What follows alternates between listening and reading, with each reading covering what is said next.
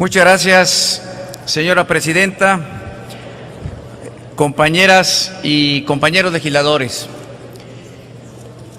El 20 de noviembre del 2013 me permití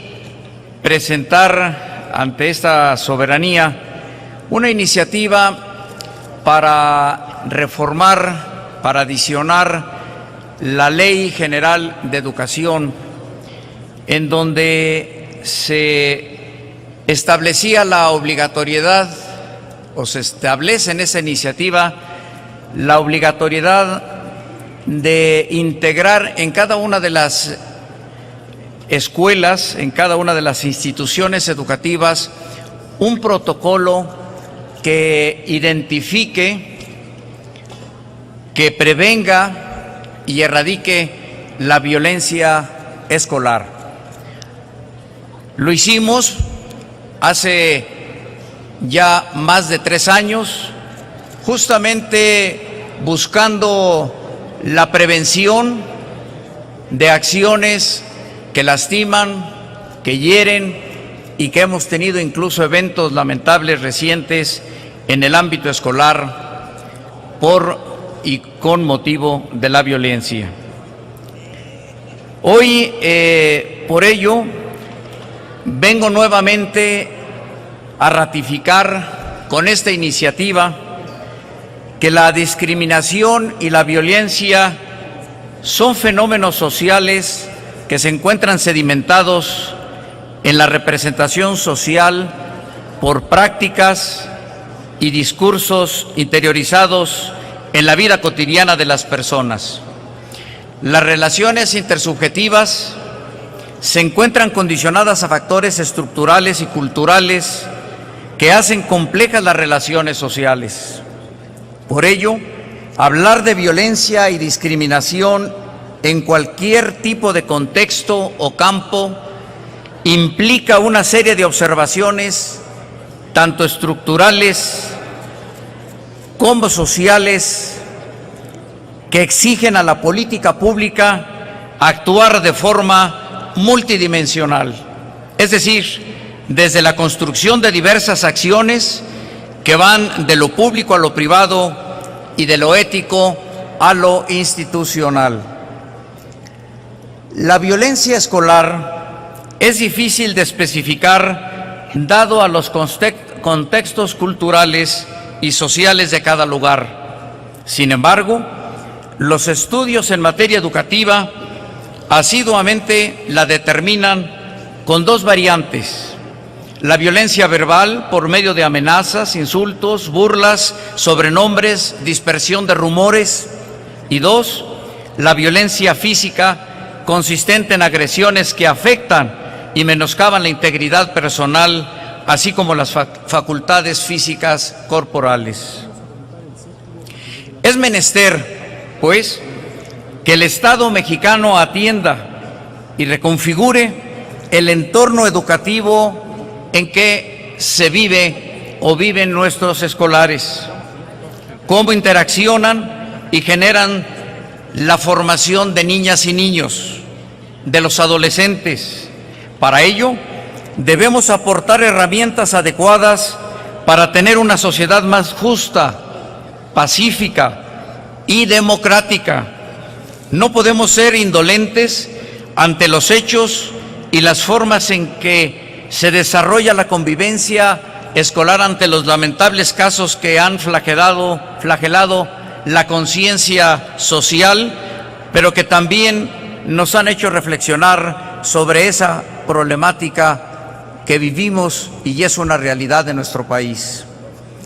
El entorno educativo, además de ser un espacio geográfico donde se desarrolla gran parte del día productivo de los estudiantes, representa una de las columnas que edifica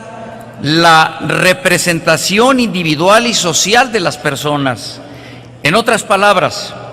constituye la formación ética y cívica del tejido cultural en aspectos que van de lo micro a lo macro social. En ello destaca la importancia, pues,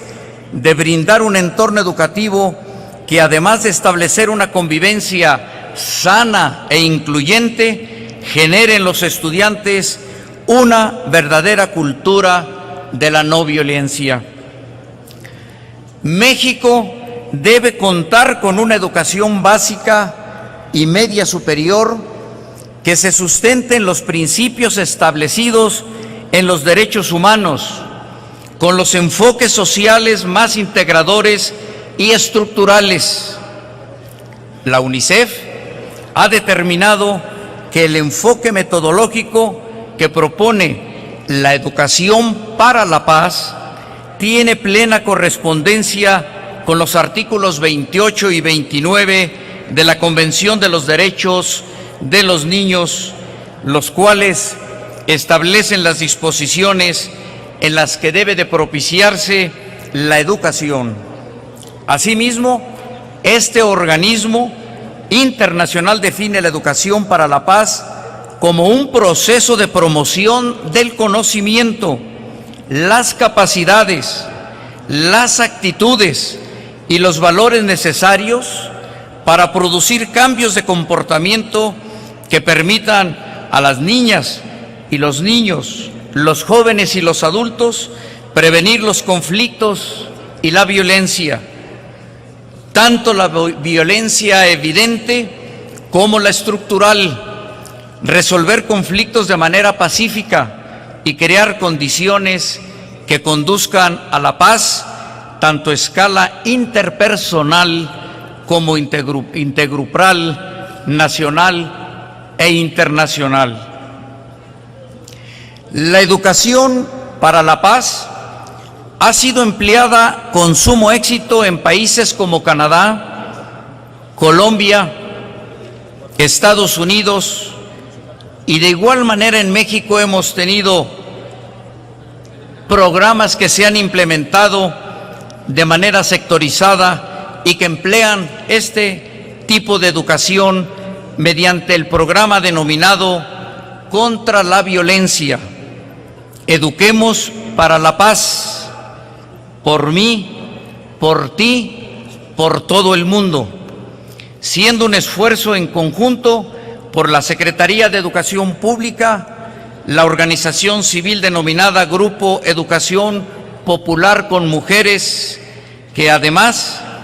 desde luego la UNICEF, que además de propiciar los valores y principios intrínsecos de la paz por medio de actividades educativas cotidianas, desarrollaron las capacidades necesarias para afrontar los conflictos y las problemáticas sociales mediante soluciones pacíficas. Lamentablemente, los esfuerzos han sido insuficientes y no se ha podido generalizar en todas las aulas de nuestro país. A la luz de estas argumentaciones, se justifica la pertinencia de reformar nuestro consagrado artículo 3º constitucional, adquiriendo